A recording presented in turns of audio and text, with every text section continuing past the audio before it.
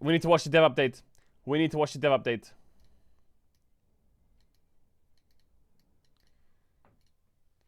Dev update, chat. Deal. Dev update. Dev update.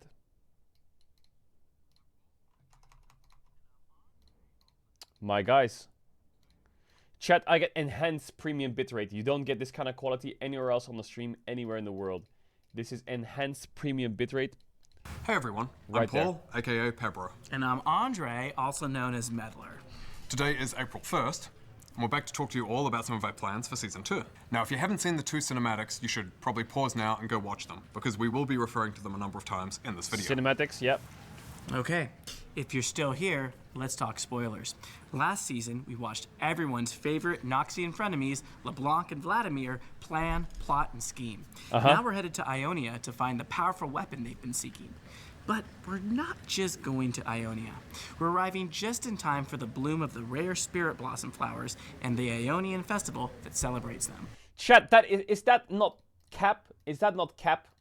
Because the whole teaser trailer, apparently, I didn't even know this, but half of the people in the trailer are not even part of Ionia. I don't get it. Is the Spirit Blossom Festival, does that just invite anyone? Because the only Ionian people were Shen and Xin Zhao, right? Or some shit? Oh, it's just skins, okay. Spirit Blossom is one of our favorite thematics, and based on what we've heard from you over the years, it's one of yours too. Also importantly though, it's a canon event. Spirit Blossom does go hard. The festival takes place in Ionia with each bloom. Now with each season, we set out to create distinct thematic experiences that touch almost every aspect of League, from gameplay to skins, a new champion, to a metagame, for example. So for Season 2 of 2025, we'll be continuing to refine our approach with many of these things and a few other surprises further out. We do want to save bigger and more disruptive Summoner's Rift gameplay changes for the start of each year, and then tune and iterate on those changes throughout the year so that we're providing a more stable and competitive experience. That means for Season 2 this time, for example, we're putting our focus a bit elsewhere, a lot of it on game modes this time. We do, though, have some meaningful Summoner's Rift changes coming this season still, and we're going to hand over to Riot Froxon now. We'll walk you through those next. Hey everyone, today I want to talk a bit about the Summoner's Rift gameplay changes that are coming at the start of Season 2. That's a nice jumper. We've heard your concerns about objective overload, so we have some changes that should help find a healthy balance, in addition to a few other adjustments we have coming for Spirit Blossom. First up, Atakhan. In Season 1, we made changes to Atakhan's 2 forms, so you would see Voracious less often than Ruinous. And while we saw a good initial reaction to this change, we still saw some frustration around how often Voracious Atakhan spawns in pro games, and how game warping his buff is. So in Season 2, we're getting rid of Voracious Atakhan, and he'll have only one form, Thornbound. While he won't look different from Ruinous Atakhan, he will have adjusted rewards. In addition to the Bloody Roses, the team who kills Atakhan receives all unclaimed roses on the map, and all of their bloody petals are purified into spirit petals, which grant 25% increased effect. Additionally, the team will also get a spiritual purification buff for the rest of the game that slows and damages nearby enemies and champion kill, which we think will be a more...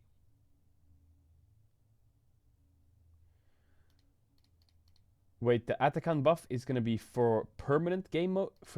That's gonna be permanent? More satisfying effect. Outside of Atakhan, we also have some adjustments for the Void objectives based on feedback we've seen around objectives driving game pacing, especially before the 20-minute mark. First, we're changing Void grubs to spawn a single time, which will be a bit later in the game. This should allow everyone to focus more on laning and ganking, rather than prioritizing early objectives. We're also moving the Rift Herald No, it just means we're gonna be focusing on the Dwagon. Dwagon time! Spawn time up to 15 minutes, and making it generally harder to avoid her damage. Another place we've seen a lot of feedback on is the bounty system. One of the main issues is that it sometimes feels like you have a bounty when your team is behind. So we're making the objective bounty system more accurate, which should help bounties feel like they're only on when your team has a lead. Outside of objectives and bounties, we're making a small change to the jungle and support roles. Remove them. In Champion Select, only junglers will have access to Smite, and it'll be automatically assigned. Additionally, no more Smite top lane bar the net. Supports will automatically be given World Atlas at load-in. Our goal is to try and reduce certain types of trolling, and oops, my team doesn't have Smite lol, lock-in failures. We're adding the ability to swap roles in Champ Select, so you can still ask nicely to trade. And if you're an unsealed Spellbook Bard enjoyer, don't worry, you'll still be able to get Smite in game. We believe. Wait, was that a Bardinet shoutout? I don't know what rune he uses. The ability to do this will discourage the pro play lane swap problem we saw in Season 1, without directly impacting the rest of us normies. Finally, we're replacing Grey Screen with a new Spectator UI, and adding killstreak sound effects that will play for your ears only when you participate in takedowns. We have a dev blog out now that goes into more detail about the game. What is that guy in the back doing, bro? Bro, where the fuck did you come from? He just spawned in the back, he's looking at me. Play changes that you'll see when you load into the Rift at the start of Season 2, so be sure to check it out. Hey everyone, oh, I'm just what a the Capybara, a director of product management. You can call me Drew. League is at its best when you're surrounded by people who are positive and play their best. But when you have someone inting, griefing... Actually, not gonna lie, a full Toxic Talon main in jungle, I trust them to carry harder than the Sejuani that's typing nicely. Or running it down for fun, it just sucks. So we're rolling out some updated systems that will better detect and punish people who want to ruin your games. Starting next patch, we'll have improvements to our griefing detection systems that automatically identify and punish players for soft inting and trolling teammates. In other news, we're looking for a new top laner for Lost Ratones due to a competitive ban on the upcoming patch changes. Anyone who's interested, feel free to drop me a DM and I'll check out your accounts. Because some people just want to ruin games, we aren't going to share exactly what the system looks for. But it's built to detect things like running around and not contributing to avoid AFK detection, for example. Additionally, moving forward, when what they need to do, okay, one form of inting that I hate the most is when your teammate follows you around and stands on top of you. Like, I've had it so many times where my AD carry will follow me in the jungle and jungle with me and then just like stand on top of me. They should make it so if your teammate is within a certain amount of yards for a certain amount of time, taking a certain amount of gold, BU, banned. Except if you're playing Yuumi. When you receive report feedback, it will include the name of the offender, similar to how the cheating feedback notifications currently work. We know that this is an area that we really have to get right. We've been doing some tests for the last few patches to make sure our number of false positives is low, and we're confident that we should see very few. We'll also continue to refine this updated system over time, and we'll talk about it again in another dev update. Further out, there's more work we'd like to do around smurfing and boosting in particular. That's something that we hope TrueScale 2 can help address, which, as a reminder, is a new matchmaking system that we've been trialing in some regions and modes. We also want to share some numbers from the Vanguard. How do you get rid of boosting? That's fucking hard, no? LP refunds that we added in patch 25.6. As of filming, we've refunded over 700,000 LP to over 30,000 unique players who had a cheater in their ranked game. And since then, around 24,000 cheaters have been successfully eliminated. That's a lot. Aside from punishing players who waste your time by ruining games, we also want to take some time to thank all of you who bring positivity to League. Whether it's through helpful and friendly comms, grouping for objectives, Chat, what can I say? You're welcome. Bumping each other after a great I'm play. just positive. You're welcome. We're also seeing a lot of feedback on the recent changes to the honor system that we're working on. We'll be back later when we have some changes to share here. We have a lot more details on these changes and some updates on changes we've made over the last few patches in a blog that's out now. So go check it out if you'd like to learn more. All right, we want to talk a bit about modes and metagames. Like we've said before, we think it's important to consistently have ways to play League outside of standard Summoner's Rift. So, we'll be releasing a new game mode called Brawl. Brawl is a 5v5 mode where you choose your champion, and it's played on a new map set in the whimsical Bandle City. And your objective is simple: push your minions into the enemy's base to win, and get rid of anyone who tries to stop you. No towers, no major objectives, and nothing but your base's health bar to defend. Brawl is intended to be a fun, action-packed mode for players who want a lower-stakes game Oh, it's or are looking Quidditch! to get their friends into League without having to deal with all the complexity of SR. Now, games of Brawl have been balanced with snowball mechanics, so while you might be down at some points, you're never truly out, making it perfect for playing with friends of drastically different skill levels. Whether you're just looking for a fun time trying to play with friends or just want non-stop action, we hope you'll give Brawl a try when it goes live in patch 25.10. We can't wait to see what you think. Now, if you want to learn more about Brawl, check out the new dev blog that's out now. Separately though, we also want to take a moment to talk about metagames. number 2. We're coming off of the Demon's Hand, and we love seeing all the combos you pulled off, And that's also teaching us a lot about what has and hasn't worked with metagames that we're going to incorporate in future ones. We will have another metagame coming out in Act 2 of the coming season. As with previous metagames, we're going to keep trying something a bit different each time. All right, we'll hand things over to the Skins team to talk about what they have planned for Season 2. Skins! What the fuck? Hey everyone, I'm Steph, aka 100 Piece Nuggets. And I'm Tom, or Riot Hylia. Today, we're here to dive into Spirit Blossom and talk about some updates to skins in general. So there's a lot to discuss, but first and foremost, Spirit Blossom's back, yay! We know you have a lot of fun Chupa memories Chups! of getting I used crushed to eat by those as a kid. Cassiopeia Chupa and Chups. playing tricks with Timo. God tier And the Chupa Chups. contrasting duality of the Spirit Realm just makes Anyone who doesn't main... Bro, anyone who eats Chupa Chups, if you get the green apple one, you're a Chupa Chup main. for really, You know really what you're elegant, doing. stunning The green skins. one clears Yeah, everything. and this time around, we're If actually you get the cola expanding one, on Spirit you're a Blossom rookie. with even more You're a rookie. champions stepping into Ionian folklore.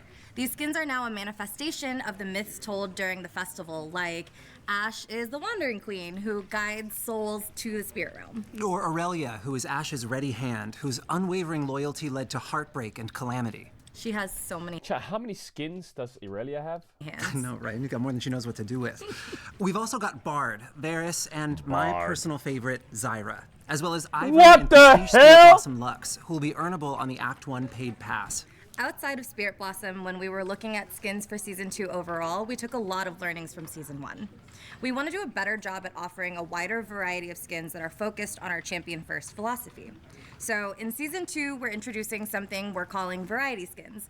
Standalone, one-off skins that are either from existing thematics or totally new ones tailor-made for that champion. The first one will be Pool Party Twitch, which will be earnable on the Act 1 paid pass. And while I'm sure some of you are thinking, you know, what about Twitch Screams Pool Wait, he has the coconuts and shit. How cool is that? They definitely got in, bro. They 100%, they saw this and they thought, damn, we should make a skin out of that. They 100% saw that. 100%. They thought, damn, let's make a skin out of that. 100%. That was all me. That was all me. In this photo, I have 2 coconuts as well. Fact. on the Act 1 paid pass? And while I'm sure some of you are thinking, you know, what about Twitch Screams Pool Party? I mean, look at him. He's a little rat and he's got a squirt gun. He would totally cause chaos. What the fuck? At the family barbecue. And we gave him a little Hawaiian shirt. No, he's so precious. He's a little baby. He's a baby. What the fuck? So anyways, variety skins will give us more room to just focus on making cool skins for individual champions without needing to build them into an entire grouping of thematic skins. I'm not a baby, We're also chat. looking at ways to bundle variety skins together into a looser thematic of sorts, like the recent April Fool's skins. You know, they all have the same core vibe. They're silly, they're goofy, they're The April Fool skins are the best skins Riot has released in 7 years. Since the IG skins. fun, but realistically, they could each belong to an individual skin That's a line, fact. like Pool Party or Cats vs. Dogs. We believe that this is a better balance of skins throughout the Spirit Blossom season than we were able to land with Season 1. So Factor. let us know what you think. We want to hear your thoughts on how this lands during Season 2. And finally, it's list time. List time, yes. So List the time, next what's that? Exalted skin this season will be Morgana. And then for Prestige skins, we'll have Zed on the pass and Aphelios in the Mythic Bro, shop. every time there's skins, it's Morgana, Irelia, Lux, Lux, fucking, what else is there? All the casters and shit like that. Kaisa, MF, Soraka, Ezreal. Bro, Ari, Akali, Jinx. Man! During Act 2. That about wraps things up for us. As always, we would love to hear what you think. Thanks for watching, and we'll be back soon. Okay, that just about wraps things up for today.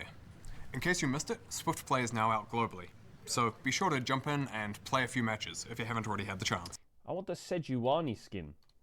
And while you may have recognized quite a few familiar faces in yesterday's cinematic, there is one who may look new. Yanara is our new champion who will be coming out in Act 2. Nara. We don't want to spoil more, but we'll be back before then to share more about her and her connection to the Spirit Blossoms. And then finally, we wanted to share that in May we'll be celebrating Riot. another pro who has made his mark on League. This player will join the Hall of Legends. He's inspired the next generation of upcoming players, and we can't wait to give him the recognition he deserves. As always, thanks so much for watching. Don't forget to check out the dev blogs, and we'll see you on the Rift. Until next time. See ya. Guys, you didn't have to. You didn't have to. Okay, you didn't have to. You didn't have to. It's either me or Poby. Listen, there's no other right answer. There's none. There is no other right answer. Me or Poby. Fact.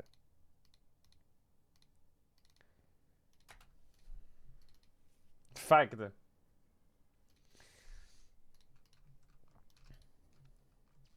You belong in the Hall of Frauds. What do you mean?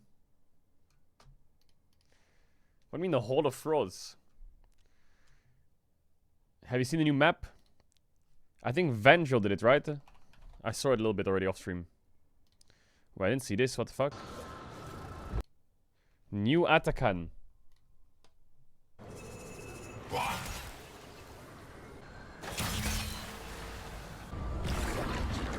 Then happens.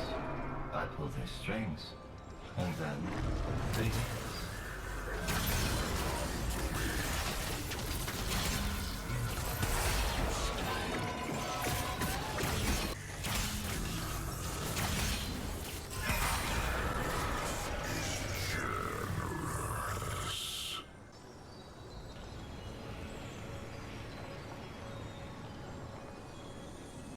On kill, purify your foe's corpse, granting your team a spirit penalty. Then slow the nearby enemy for 60% and deal 15% current health adaptive damage to them. What? Is this not just gonna break every team fight ever?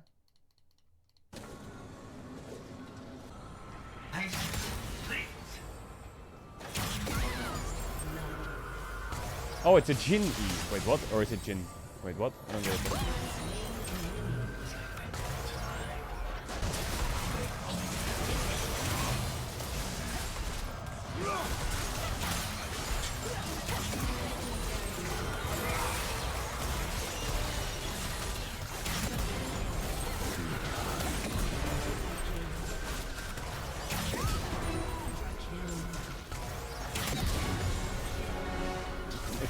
It's literally Valorant sound effects.